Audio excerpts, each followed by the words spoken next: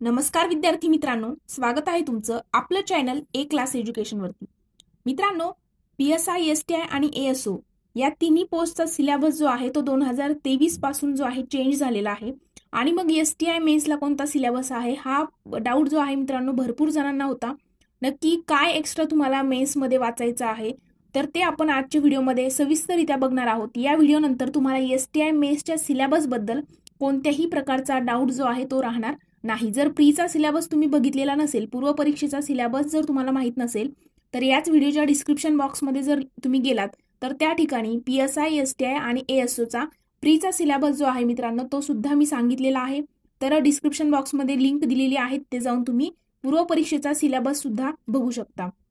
आणि मित्रांनो, व्हिडिओ सुरू करण्यापूर्वी जर तुम्ही चॅनलवरती पहिल्यांदाच आले असाल तर चॅनलला सबस्क्राईब करून बेल आयकॉनवर देखील प्रेस करायला विसरू नका, जेणेकरून अशीच महत्त्वपूर्ण माहिती तुमच्यापर्यंत लवकरात लवकर पोहोचेल. तर मित्रांनो, आपल्या चॅनलच्या अबाउट सेक्शनमध्ये जाऊन तुम्हाला आपला टेलिग्रामचा ग्रुप जो आहे तो जॉईन करायचा आहे, जेणेकरून आपल्या जे ॲपवरती आपलं जे यूट्यूब चॅनल आहे त्यावरती जेवढ्या काही नवनवीन अपडेट येतात त्या सुद्धा तुम्हाला टेलिग्राम ग्रुपवरती मिळणार आहेत. सोबत फ्री स्टडी मटेरियल असेल आणि आपलं ॲप जे आहे प्ले स्टोअरवरती ए क्लास एज्युकेशन ते सुद्धा तुम्हाला डाउनलोड करायचं आहे, जेणेकरून सगळी महत्त्वपूर्ण माहिती आणि फ्री स्टडी मटेरियल तुमच्यापर्यंत पोहोचेल. चला तर मित्रांनो, आपण आजच्या व्हिडिओला सुरुवात करूया. तर मित्रांनो, STI म्हणजेच स्टेट टॅक्स इन्स्पेक्टर या पदाचा जर मुख्य परीक्षेचा आपण पॅटर्न बघितला 2023च्या नवीन नियमानुसार, तर या ठिकाणी तुम्ही बघू शकता स्क्रीनवरती की महाराष्ट्र अराजपत्रित सेवा मुख्य परीक्षा गट ब त्यामध्येच STI हे पद येतं आणि 2023च्या नवीन बदलानुसार दुय्यम निबंधक हे पद देखील या ठिकाणी ऍड झालेलं आहे. आणि मित्रांनो बघा, प्रश्नपत्रिकेची संख्या आहे 2. म्हणजे काय तर मुख्य परीक्षेला STIला तुम्हाला 2 पेपर घेतले जातील. पेपर पहिला 200 गुणांचा आहे आणि पेपर दुसरा 200 गुणांचा आहे. असं एकूण 400 गुणांची तुमची STIची मेन्स होणार आहे. शारीरिक चाचणी आणि मुलाखत जी आहे ती होणार नाही, कारण की केवळ पोलीस उपनिरीक्षक पदासाठीच तुम्हाला या ठिकाणी मुलाखत आणि शारीरिक चाचणी असते. आणि मित्रांनो, STI पद जे आहे त्याकरिता तुम्हाला फक्त 2च टप्पे पार करावे लागतात. पहिला आहे पूर्व परीक्षा आणि दुसरा आहे मुख्य परीक्षा. मुख्य परीक्षा क्रॅक झाली की तुम्हाला डायरेक्टली तुमची जॉईनिंग असते. त्यानंतर कोणत्याही प्रकारची तुमची मुलाखत होत नाही, शारीरिक चाचणी नसते आणि सोबतच तुम्हाला त्या ठिकाणी ट्रेनिंग वगैरे अशी कोणतीही गोष्ट STIला नसते.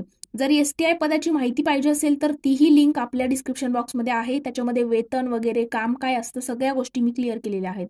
तर मित्रांनो बघा, तुमचा पहिला पेपर जो आहे तो मराठी आणि इंग्रजी हे 2 भाषा विषय असतील. मराठीमध्ये तुम्हाला 50 प्रश्न आणि इंग्रजीमध्ये 50 प्रश्न विचारले जातील. आणि मित्रांनो, मराठीला 100 गुण आणि इंग्रजीला 100 गुण, म्हणजे एका प्रश्नाला 2 गुण तुम्हाला दिले जातील. मराठीचा दर्जा जो आहे तो 12वीचा असणार आहे आणि इंग्रजीचा दर्जा जो आहे तो पदवीचा असणार आहे.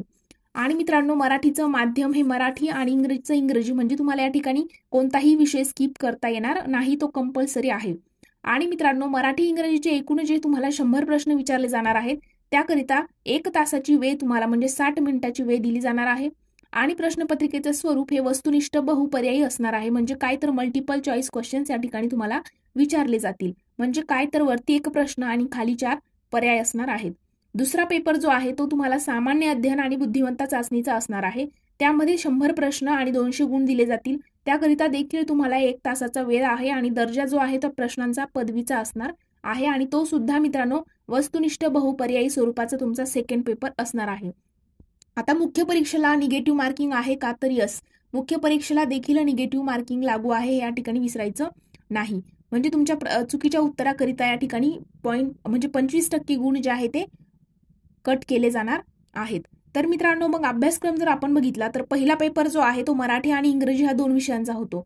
मग मराठी आणि इंग्रजीमध्ये जर बघितलं तर आपल्याला संपूर्ण ग्रामर या ठिकाणी करायचं आहे. ओके, मराठीमध्ये तुम्हाला सामान्य शब्दसंग्रह असेल, वाक्यरचना असेल, व्याकरण, म्हणी, वाक्यप्रचार, त्यांचे अर्थ असतील. इंग्रजीमध्ये पण कॉमन व्हॅक्युबलरी असेल, सेंटेन्स स्ट्रक्चर असेल, ग्रामर असेल, हे सगळं काही तुम्हाला मराठी इंग्रजीमध्ये अभ्यासायचं आहे. आणि मग बुक्स वगैरे कोणते रीड करायचे वगैरे हा भरपूर डाऊट तुम्हाला असतो. तर मित्रांनो, या व्हिडिओच्या डिस्क्रिप्शन बॉक्समध्येच तुम्हाला आपल्या PSI, STI आणि ASOची पूर्व आणि मुख्य परीक्षेची नक्की बुक लिस्ट काय आहे त्याचा व्हिडिओ सुद्धा आपल्या चॅनलवरती अवेलेबल आहे. तो जाऊन तुम्ही बघितल्यानंतर तुम्हाला डाऊट जो आहे तो तुमचा क्लिअर होणार आहे. आणि मित्रांनो, फर्स्ट पेपर झाल्यानंतर तुमचा सेकंड पेपर जो आहे त्यामध्ये सामान्य अध्ययन, मग त्यामध्ये सामान्य क्षमता चाचणीमध्ये तुम्हाला एकूण 8 विषय आहेत.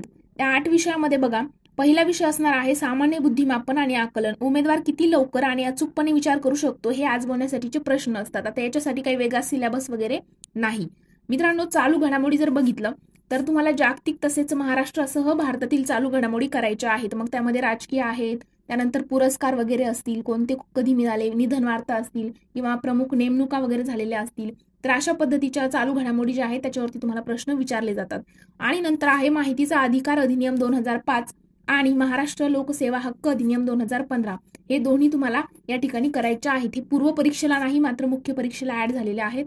नंतर मित्रांनो, भारतीय संघ राज्य व्यवस्था, भारतीय राज्यघटना, स्थानिक स्वराज्य संस्था, कार्यकारी मंडळ, न्यायमंडळ, विधिमंडळ इत्यादी. म्हणजे काय तर राज्यशास्त्र, पॉलिटी जो विषय आहे त्या पॉलिटी विषयामध्ये तुम्हाला काय वाचायचं आहे तर घटना कशी तयार झाली, घटनेच्या प्रस्तावनेमागची भूमिका नक्की काय होती, काय तत्वे होती, घटनेची महत्वाची कलमे कोणती आहेत, त्याची ठळक वैशिष्ट्ये असतील, केंद्र राज्य संबंध असेल, निधर्मी राज्य, मूलभूत हक्क आणि त्यांची कर्तव्य, राज्याची मार्गदर्शक तत्वे आहेत मित्रांनो, त्याच्या सिरियलनुसार तुम्हाला ते कलम पाठ करायचे आहेत, त्याचं सिरियल विचारली जाते. त्यानंतर शिक्षण असेल, युनिफॉर्म सिव्हिल कोड आहे, स्वतंत्र न्यायपालिका आहे, राज्यपाल, मुख्यमंत्री आणि मंत्रिमंडळ, मग त्यांचे काय कर्तव्य आहेत, अधिकार काय आहेत, ते कोणती कोणती कार्य करतात, राज्य विधिमंडळामध्ये विधानसभा आहे, विधान परिषद आहे, त्यांचे सदस्य असतील, त्याचे कलम वगैरे सगळ्या गोष्टी, त्यांचे अधिकार काय आहेत, कार्य काय आहेत, त्यानंतर विधी समित्या असतील, हे सगळं काही तुम्हाला पूर्व आणि मुख्य परीक्षेला विचारलं जातं. आणि मित्रांनो, मग राहिला इतिहास विषय. तर बघा,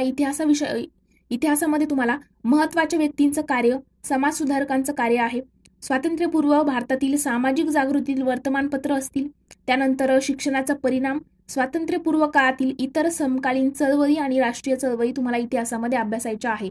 मग आता बुक्स वगैरे कोणत्या आहेत वगैरे सगळ्या गोष्टी आपण ऑलरेडी डिस्कस केलेल्या आहेत. आता जर भूगोल विषय आपण बघितलं तर मित्रांनो, महाराष्ट्राचा आणि भारताचा भूगोल तुम्हाला या ठिकाणी विचारला जातो. महाराष्ट्र आणि भारताचा प्राकृतिक भूगोल विचारला जातो. मुख्य प्राकृतिक विभाग कोणकोणते आहेत, हवामानशास्त्र आहे, पर्जन्यमान आणि तापमान असेल, पर्जन्यातील विभागवार बदल काय झालेले आहेत, ओके. त्यानंतर नद्या असतील, पर्वत पठारे असतील, म्हणजे कोणत्या भागात कोणते पठारे आढळून येतात, पर्वत कोणत्या जिल्ह्यामध्ये आहे, अशा प्रत्येक गोष्टी तुम्हाला या ठिकाणी करायच्या आहेत. नंतर विविध भूरूपे असतील, राजकीय विभाग आहे, प्रशासकीय विभाग आहेत, नैसर्गिक संपत्ती, वने आणि खनिजे आहे. बघा, ते तुम्हाला विचारलं जातं की कोणतं खनिज कोणत्या जिल्ह्यामध्ये जास्त आढळून येतं, कोणत्या भागामध्ये लोह खनिज जास्त आहे, अशा पद्धतीचे प्रश्न असतात. त्यानंतर मानवी आणि सामाजिक भूगोल आहे, लोकसंख्या आहे, लोकसंख्येचे स्थानांतर, त्याचे उगम, त्याच्यानंतर इष्टस्थानावर त्याचे काय परिणाम झालेले आहेत, त्यानंतर वस्त्या, तांड्या असतील आणि झोपडपट्ट्या आणि त्यांचे प्रश्न असेल. एवढं सगळं काही तुम्हाला भूगोलमध्ये अभ्यासायचं आहे मेन्स करिता. आणि मित्रांनो, आहे पर्यावरण. पर्यावरणामध्ये तुम्हाला मानवी विकास व पर्यावरणपूरक विकास, नैसर्गिक साधन संपत्तीचे संधारण, विशेषतः वनसंधारण, विविध प्रकारची प्रदूषणे व पर्यावरणीय आपत्ती, पर्यावरण संवर्धनामध्ये कार्यरत असलेले राज्य, राष्ट्र, जागतिक पातळीवरील संघटना, संस्था कोणकोणत्या आहेत त्या सुद्धा तुम्हाला या ठिकाणी अभ्यासायच्या आहेत. आणि मित्रांनो, सामान्य विज्ञान हा विषय तुम्हाला मेन्सला देखील ऍड झालेला आहे 2023च्या नवीन बदलानुसार. तर त्याकरिता तुम्हाला फिजिक्स, केमिस्ट्री, झुलॉजी आणि बॉटनी हे करायचं आहे. आणि पूर्व परीक्षेला तुम्हाला या ठिकाणी आरोग्यशास्त्र म्हणजे हायजीन पण ऍड आहे.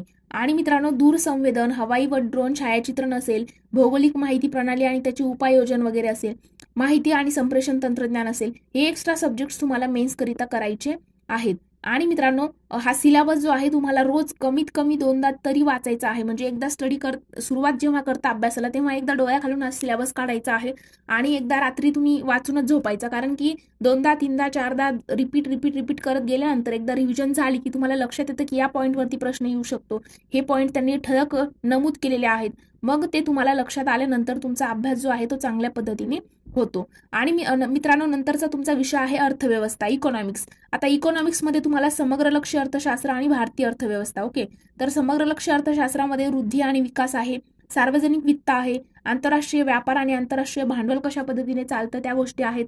त्यानंतर भारतीय अर्थव्यवस्था जर बघायचं म्हटलं तर त्यामध्ये तुम्हाला भारतीय अर्थव्यवस्थेची आव्हाने आणि आर्थिक सुधारणा आहेत, भारतीय शेती आणि ग्रामीण विकास आहे, नंतर सहकार, मौद्रिक व वित्तीय क्षेत्र, सार्वजनिक वित्त आणि वित्तीय संस्था असतील, उद्योग व सेवा क्षेत्र आहेत, पायाभूत सुविधा विकास आहे, आंतरराष्ट्रीय व्यापार आणि भांडवल आहे आणि महाराष्ट्राची अर्थव्यवस्था आहे. आता त्यामध्ये तुम्हाला मग बजेट वगैरे ह्या गोष्टी पण कराव्या लागतात. बजेट म्हणजे काय, अर्थसंकल्प जो आपण दरवर्षी मांडतो, सगळा हिशोब जो आहे जमा खर्चाचा वगैरे त्या गोष्टी, तर ते आपल्याला करंटशी रिलेटेड अर्थव्यवस्थेचा अभ्यास जो आहे तो या ठिकाणी करायचा आहे. तर हा मित्रांनो तुमचा झाला STI मेन्सचा संपूर्ण सविस्तररित्या पॅटर्न आणि सिलेबस. टोटल तुमची 400 गुणांची मुख्य परीक्षा होणार. पहिला जो पेपर आहे 200 गुणांचा आणि दुसरा 200 गुणांचा असेल. पहिल्या पेपरला 2च विषय आहेत, मराठी इंग्रजी, आणि दुसऱ्या पेपरला 8 विषय आहेत. त्यामध्ये आपण सगळे विषय आणि नक्की कोणकोणते पॉईंट्स आहेत ज्यावरती आयोग प्रश्न विचारू शकतो तेही डिटेल बघितलेलं आहे. पण जरी तुम्हाला या व्हिडिओनंतर असं वाटत असेल की काही डाऊट्स आहेत तुमच्या मनात, तर याच व्हिडिओच्या डिस्क्रिप्शन बॉक्समध्ये तुम्हाला टेलिग्राम ग्रुपची लिंक दिलेली आहे, किंवा अबाउट सेक्शनमध्ये जर गेल्यात, आपल्या चॅनलच्या अबाउट सेक्शनमध्ये जायचं.